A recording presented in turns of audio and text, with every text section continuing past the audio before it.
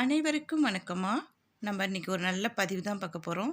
அதாவது மகாலட்சுமிக்கு பிடித்தமான ஒரு பொருளை வச்சு நம்ம விளக்கு போட்டோம் அப்படின்னா, கல்யாண தடை இருக்கிறவங்க, வேலை தடை இருக்கிறவங்க, பணப்பிரச்சனையில் இருக்கிறவங்க, எனக்கு சரியான வேலை அமையல அப்படின்னு சொல்கிறவங்க, உங்களுடைய எல்லா வேண்டுதலும் இந்த தீபம் நீங்கள் ஏற்றும்போது நடக்கும் அப்படிங்கிறதுக்காக தான் இந்த பதிவு. ரொம்ப எளிமையான பதிவு தான். அதாவது ரொம்ப எல்லார் வீட்லேயும் இது கிடைக்கிறது தான். இது மருதாணி இலை தாங்க.